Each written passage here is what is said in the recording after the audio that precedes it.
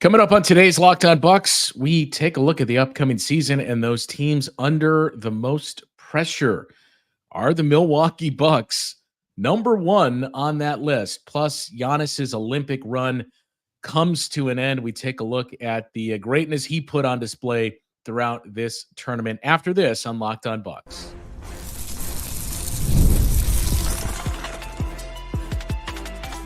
You are Locked On Bucks, your daily Milwaukee Bucks podcast, part of the Locked On Podcast Network, your team every day. Welcome into Locked On Bucks. I'm Justin Garcia, joined as always by Camille Davis, and we thank you for making Locked On Bucks your first listen every day. We're free and available wherever you get your podcasts. You can find us on YouTube as well, part of the Locked On Podcast Network, your team every day. And today's Locked On Bucks is brought to you by GameTime. Download the GameTime app, create an account, and use the code LOCKEDONNBA for $20 off your first purchase. Terms apply. Well, Camille, there's no other buildup needed for it. It's the pressure episode and examining those teams that are probably facing the most pressure this upcoming season and where the Milwaukee Bucks would rank on that list. So I suppose let's just start by throwing out the other teams that are at least in the conversation here. And I think the caveat and why I don't want to give away my answer, potentially our answer here, is contract length for players and age of players, which makes the Bucks more interesting in this conversation than some other teams. But you look at Philadelphia. I don't know that I'm putting the 76ers in this list because it is year one with Paul George. They basically said, hey, trust us. We're going to have something big planned for this offseason. And they followed through on that promise. But I don't think the pressure is there, regardless of however you feel about Joel Embiid and, he never does anything in the playoffs type of conversation.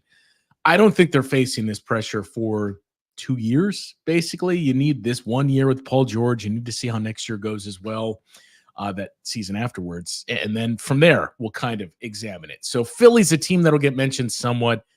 I don't think they're in the class with the Bucks. The New York Knicks are an interesting team because, again, a much younger team than the Bucks, and they started to speed up that process. What would, I suppose, put them in this category would be trading the amount of draft capital that you did for Mikal Bridges. So that's hey, you were pretty good last year. We got to see, maybe you're in the conference finals or we're potentially even better this year. So I think there is some pressure there. I still don't really put them on the level of the Bucks. Strangely, the team that I think in the Eastern Conference may be at that level closest to the Bucks is the Cleveland Cavaliers, because in some ways it's the same thing as the Bucks, but the little brother version. You did make a coaching change. You're basically bringing the whole group back together, but we've all had questions of, do these four players fit together? And now it's on Kenny Atkinson to decide that. And with that, it's, hey, okay, if this coach can't get it done, then changes are definitely going to be coming that way. So that's where I kind of left when we started to examine the Eastern Conference of, I think the Bucks really have the most pressure far and away. And if there's a team that's close, granted with different expectations, it may be Cleveland and not so much some of the other big name teams that have been tossed around this offseason. Yeah, I agree. I do think that the Bucks have the most pressure in the Eastern Conference to produce something this season. The only team that I thought that was similar or kind of close wasn't even in the same conference. It was actually over in the West with the Phoenix Suns, where it's like, okay, it's a team that has a really, really big bankroll. They made a coaching switch because it did not work out last year.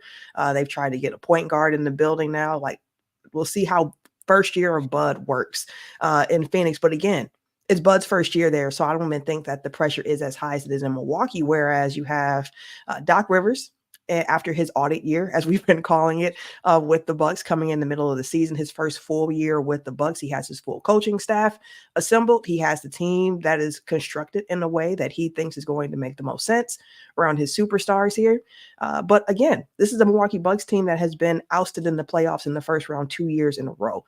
So when that is what you're coming into the season with, in addition to having a coach like Doc Rivers for as many accolades as he has, as many wins as he has. There are a lot of questions still around Doc Rivers as a coach. You pair that with the Milwaukee Bucks, who, as I mentioned, haven't been out the first round in the last 2 years. You have Giannis, who every time something doesn't work out, you're going to hear that clock ticking, other teams trying to figure out a way if he can be available. And then also you mentioned the contracts, because this is the last year of Brook Lopez coming up. Chris Middleton has this year, and he has a player option the following season. So like this team could look a lot different if things flame out. We didn't even mention Dame and what he has coming into this season as well, after a year where for most people, it just felt like it's not the same Dame all the way. Like something's not all the way right. And as we've mentioned, a lot of off-court things, late adjustments, and how he didn't have a lot of time to really get into the flow of his offseason workouts prior to heading to Milwaukee with no clue of where he was going. So you assume this offseason helps that. But if it doesn't, again, then these questions really start ramping up.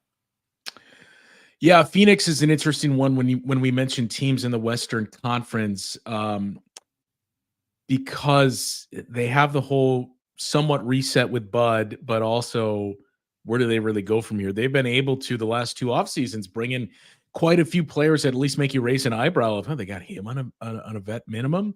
But last year did not go how they envisioned. So they're going to be an interesting team to monitor.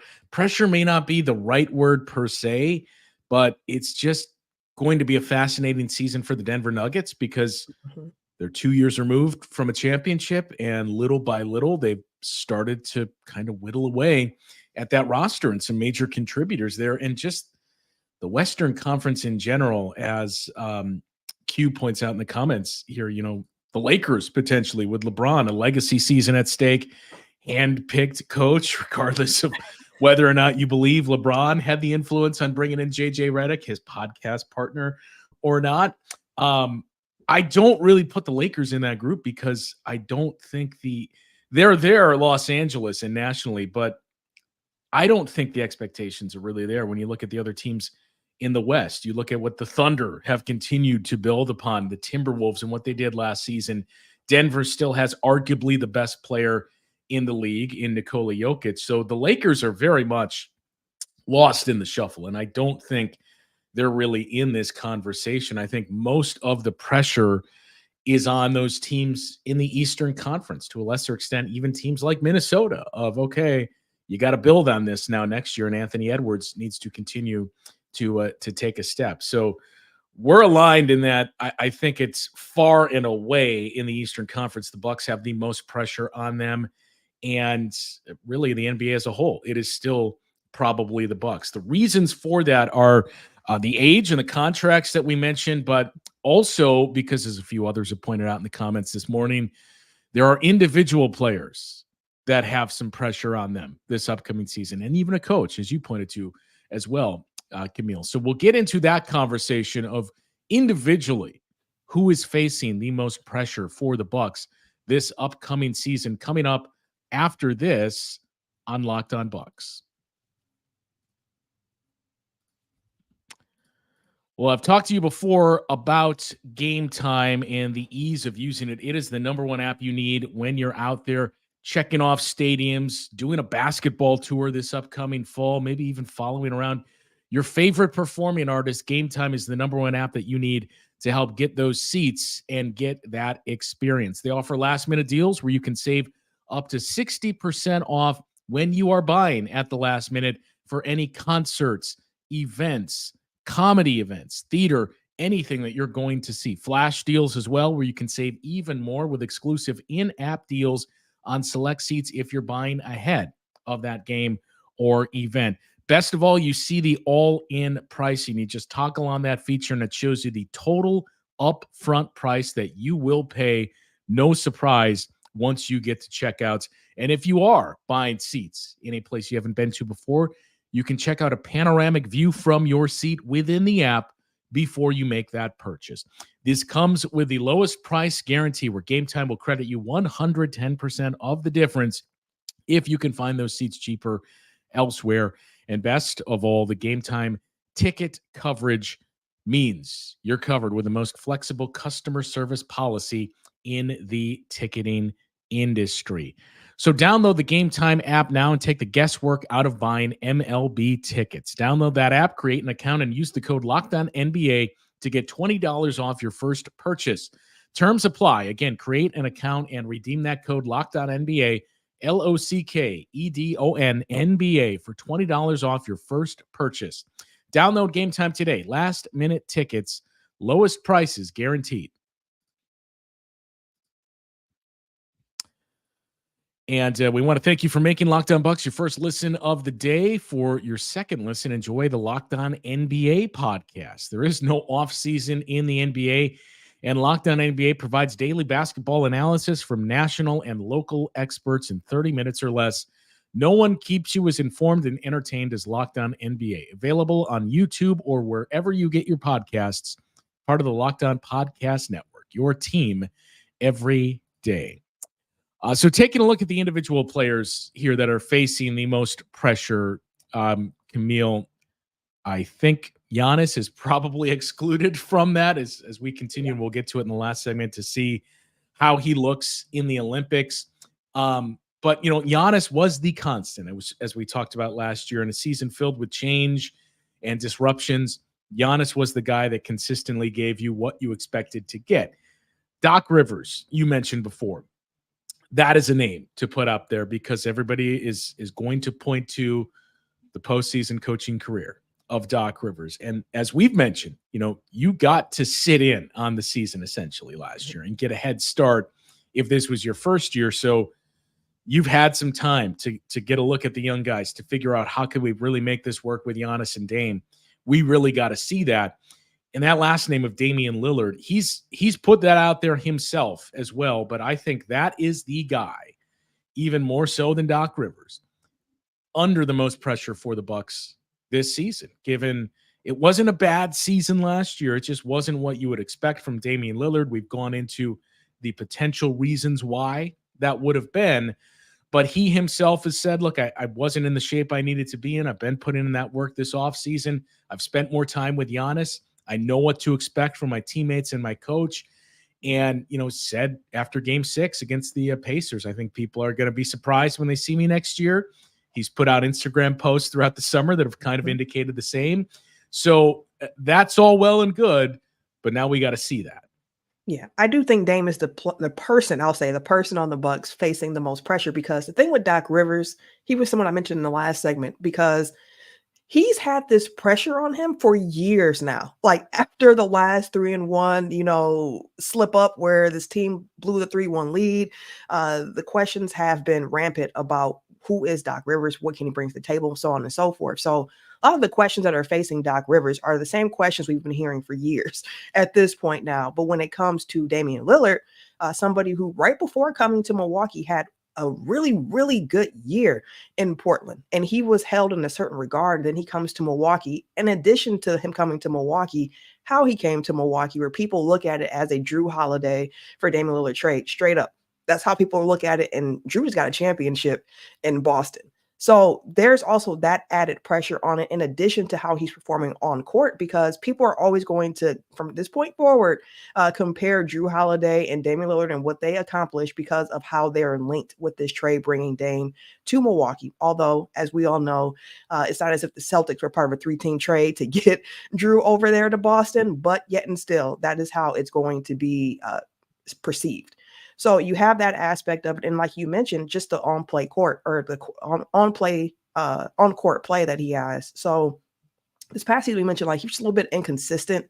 There were questions about the defense. We had the moment where, at the end of the game, Doc pulled him, and Dame was like, I don't ever want to get pulled at the end of the game. I can be out here. I can show you this. So it's a lot on Dame. And he's had a year where he's been spending this offseason posting the post like, I'm getting ready. Like, you don't understand how big of a difference me having a proper offseason is going to make. He mentioned that in his exit interview. So if he doesn't come and show and prove or look like a Damian Lillard that people are used to, it's going to be a lot on his head about that. Yeah, he averaged 24.3 points per game last year, and it's not the best way to judge your impact and performance, but That was his lowest if we take out the 21-22 season where he played in just 29 games, and that's when the injuries were really starting to come to a head. If you take that season out of it, his scoring average was the lowest it had been since his third year in the league in 2014-15. Now, obviously, he's never had a teammate like Giannis, so that's a big piece of it. But 24 points per game, I mean, I think early on the vision was, man, you're going to get 60 from these two guys. Basically, what you were seeing to an extent from Tyrese Maxey and Joel Embiid. And I still think that is very, very possible. I would imagine Damian Lillard is going to average more than 24 points per game this upcoming season. Is it going to be 30? Probably not. But the efficiency is the big piece because we saw it in spurts. We didn't really see it consistently. And I do think the conditioning aspect is a big piece of it because when you think back, a lot of those moments where we started to see those spurts, they came after some time off. And, part of that too was everything that Dame was going through off the court. And just, those stretches also came when he was surrounded with his family. But I think those are kind of the tells that we saw. Is he going to be the guy that he was, 5-6 years ago? No, probably not. I mean, that's the same for every player in the league, but he doesn't have to be as long as you have Giannis at this level. And I think one of the other things that when we mention the pressure that this team is facing, the contracts are a big piece of it. The age is a huge piece of it because we've heard John Horst and Doc, to a lesser extent, both speak about the core of this roster a couple of times already in the offseason here. On that core, there are two players who are not 30 years old. One of them is going to turn 30 in December. That leaves Bobby Portis as the youngest player in that quote-unquote core. So that's why we say this is the team facing the most pressure. And for Dame, he's obviously one of those players that is 30, 33 years old. So it's I don't know how I can say this without sounding disrespectful to Dame, and that's not the intention, but the drop-off is either there or it's going to come. So it's imperative that you have health surrounding this group. Yep, and I mean, for all the pressure that the Bucks are under, I am very optimistic about their prospects going into next season, assuming, to your big point, that they are healthy. If they are healthy, I do have a lot of faith that they will be able to figure this out. Because to your point about how to judge Dame's performance, I don't think looking at the raw, points per game is a great statistic like you pointed out, just because of the usage going down somewhat with Giannis also being there. But for me, what I'm just going to be looking for is just the consistency of the shooting. Like last season, he shot about 35% from three. He's a career 37% guy from 3-point. The year before that, he was around that 37 mark. He had 1 year where he shot 40% from three on a very, very high volume. So like if Dame can shoot in the upper 30s from that 3-point range, given how his range is and what that can do to opposing defenses, like that's a piece of it where I'm looking for. Like if that shot can be really consistent and not consistent 1 month and then the next month it's off and then so on and so forth. But if he can just come consistently with the shooting, that's going to be a really, really big help for the Bucks as well, especially when you pair him with Giannis and Chris and Brook. And that's somebody who we didn't even mention because I don't think he's most pressure for Brook Lopez, but it is a contract year for Brook. Coming after a year where there have been a lot of questions of what defensive schemes can he run and how useful can he be. So an offseason now with Doc, and Doc is somebody who apparently came out and said, like, Brook Lopez is going to be very important to what I do defensively. So also just seeing what Brook looks like this season and how he's utilized, I think is going to be really interesting. Yeah, it's an interesting one. And I would be very surprised if Brook Lopez gets a contract that's $20 million or more. I mean, we know the cap is going up and all that other everything else that we've pointed to along the way. But the age and just it's a position that, again, as we've talked about through the years, it's not unimportant, but it's just being played a different way. And, as we talked about the pros and cons of trading Brook Lopez, and the cons that we kept coming back to were, number one, where does it make your team better? And also, I mean, is there a light at the end of the tunnel here where he continues to perform as we've seen the last few years? And then the contract comes up and it's, hey, we'd love to have you, but it's got to be reduced from that 25 million. And it's more team friendly, if you will. That's going to help you out. And so will the cap rising, where suddenly you feel like, okay, we can navigate these waters and get through that second apron.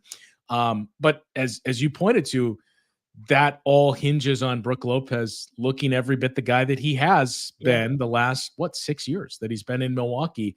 And I think last year too, regardless of what the fan view was and, all the conversations that we had last year, that wasn't all on Brook Lopez. I think he still played very, very well. The system and the scheme was not set up for him the way that it was in the past. So if he can just be that guy where what you're getting 20 minutes a game from, and he's one of the best rim protectors in the league, that still brings a pretty big value to the Bucks. Chris Middleton, I suppose you could put in that category as well, as we know he's dealing with offseason surgery once more, and he has a player option that I would assume he's going to decline, although if health becomes an issue, who knows, that could be accepted. But there is some pressure there as well of, okay, let's see a solid season. Let's not see the start and stops and the injuries and everything else. We all remember what you did in the postseason, and that's great. We don't need that 82 games in the regular season, but can we get 65, 70 games, something like that? Can we see some of that health? So there's some pressure there in a sense. And, I suppose much, much smaller scale, one name we didn't mention yet for individual players, Pat Connaughton. He's been mentioned as a piece of this core. He's still on the roster. We heard Doc Rivers when he took over saying he wanted to build up Pat Connaughton's confidence and get him back to the guy that he was. So you get the sense Doc Rivers sees some value there, but now we just have to see that. So it's imperative that you see a bounce back season from Pat. You do. And I guess one more name to throw out, since we're kind of on that smaller scale of pressure at this point, but I guess small is relative here. And that would be Gary Trent Jr., who is somebody who was on a 1 year, I need to prove something type of deal. That's what he's here for. He's here to prove it so that he can cash out next year, because as we've been seeing with the new CBA, there's been conversation of the NBA's middle class getting pressed out. And we saw this past offseason where someone like Gary Trent Jr. was expecting to be able to get a contract valued far greater than what the offers were available to him. So he took a bet man to come here in Milwaukee, have a role on a championship contending team, and prove to the rest of the league, like, my stock is as high as ever. Now, it is always very hard to go from making a minimum contract to jumping back up to making like 20 million. I mean, we saw that with Malik Beasley this past season, where he went from a bet man to making about 6 million upcoming here with the Detroit Pistons. So for Gary Trent Jr. as well, there is something for him to prove to increase his value around the league as well. Let us know in the comments the player under the most pressure for the Bucks, and are the Bucks under the most pressure in the NBA? When we do come back, we'll shift our attention to the Olympics as the Olympic run for Giannis in Greece comes to an end. So we'll take a look at the greatness he put on display in this tournament coming up next on Locked On Bucks. Passion, drive, and patience. That is the formula for winning championships, and that's also what keeps your ride or die alive. eBay Motors has everything you need to maintain your vehicle and level it up to peak performance. Superchargers, roof racks, exhaust kits, LED headlights, and more. Whether you're into speed, power, or style, eBay Motors has you covered. With over 122 million parts for your number one ride or die, you'll always find exactly what you're looking for. And with eBay's Guaranteed Fit, your part is guaranteed to fit your ride every time or your money back. Because with eBay Motors, you're burning rubber, not cash. With all the parts you need at the prices you want, it's easy to make your car the MVP and bring home huge wins. Keep your ride or die alive at ebaymotors.com. Eligible items only. Exclusions apply. eBay Guaranteed Fit only available to U.S. customers. All right, Camille, the Olympic run for Greece comes to an end as Germany holds them to just 63 points in the knockout round here in the quarterfinals. And I saw a few commenters who noted they were up for the game. Camille, you were as well. It was a 4 a.m. Central Time tip. Obviously not the result we were hoping for, and especially not if you got up at 4 a.m. Yeah. It started off well, where I was like, man, what a first quarter from Greece. Like, they got off to a really hot start. I think they were up like 10-2. We saw like Giannis with some nice dimes. We saw a lob. We just saw Greece knocking down shots.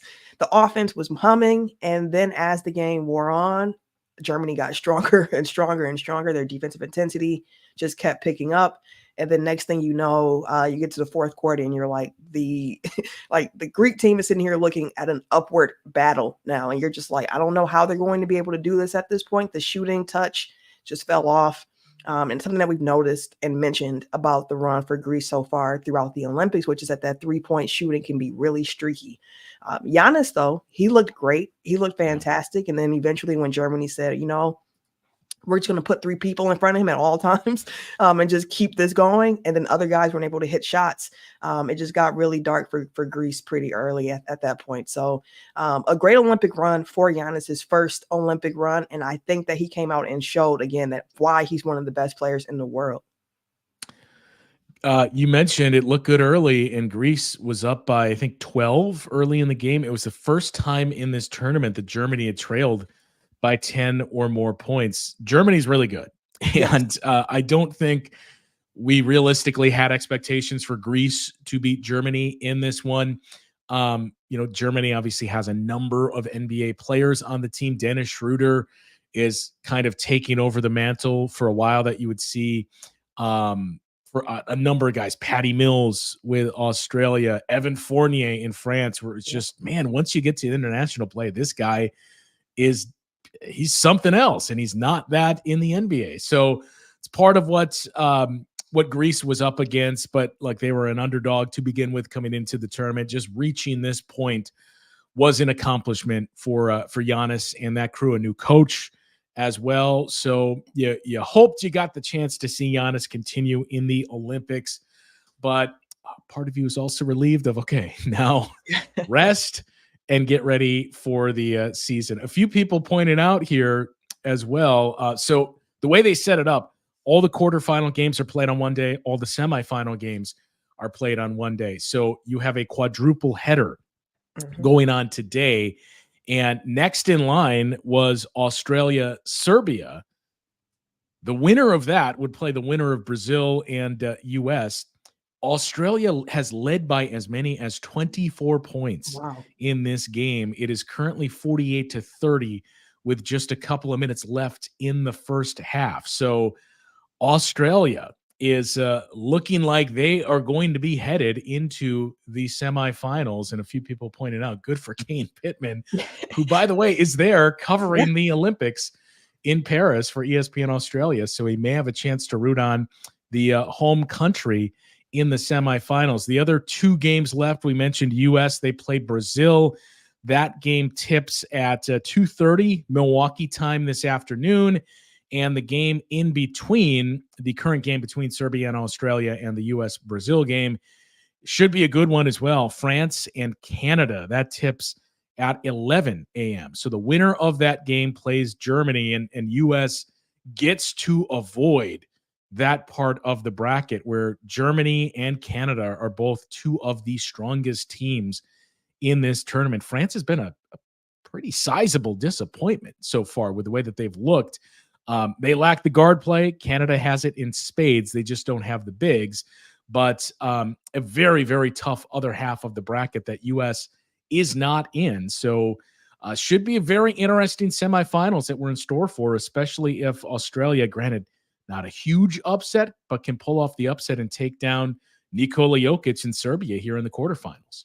Yep. For USA, this is exactly why you wanted to be as dominant as you were throughout the group play, just so that you can get the most favorable positioning going into this knockout round here. And they did it. Not like I would have been worrying about USA had they been on the other side of the bracket with Canada and Germany, but the road would be a lot more difficult, a little bit more competitive on that side of the bracket. So for Team USA, I am happy that things have shaken out the way that they have for them.